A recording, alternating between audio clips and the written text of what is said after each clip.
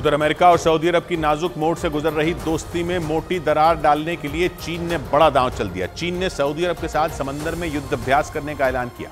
दोनों देशों की नौसेनाओं की यह एक्सरसाइज अगले महीने चीन में होगी।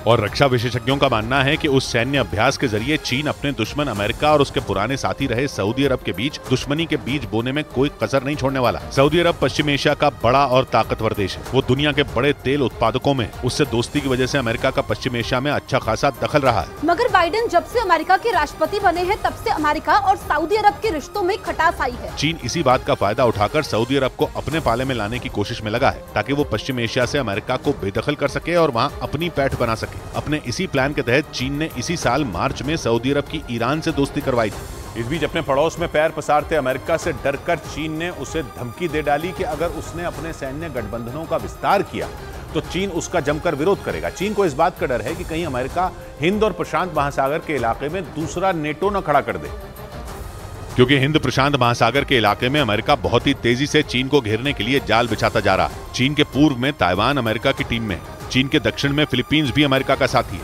बल्कि वो तो अमेरिका को अपने मिलिट्री बेसों पर एंट्री भी दे चुका है। इसी इलाके में ऑस्ट्रेलिया भी चीन का नया दुश्मन बना है और वो भी अमेरिका के साथ खड़ा है। बचे जापान और दक्षिण कोरिया, तो वो भी अमेरिका के पुराने दोस्त हैं। इसलिए चीन के मन में खौफ घर कर गया है कि कहीं अमेरिका हिंद और प्रशांत महासागर के इलाके में भी नेटो जैसा सैन्य गठबंधन न बना ले। यही वजह रही कि चीन ने धमकी दी कि वो सैन्य गठबंधनों के विस्तार का विरोध करेगा।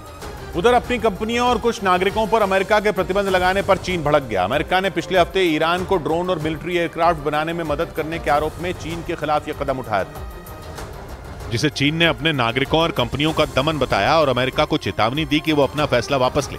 ईरान के ड्रोन यूक्रेन की जंग में रूस की बहुत बड़ी ताकत है, लेकिन वो कहता है कि उसने यूक्रेन से लड़ने के लिए रूस को अपने ड्रोन नहीं दिए। पर अमेरिका को ईरान की बात पर विश्वास नहीं, इसलिए पिछले हफ्ते अमेरिका ने न सिर्फ ईरान पर एक्शन लिया, बल्कि उसकी मदद करने के आरोप में चीन, तुर्की और रूस पर भी प्रतिबंध लगा दिए। इसी बात पर चीन ने अमेरिका को धमकी दे डाली।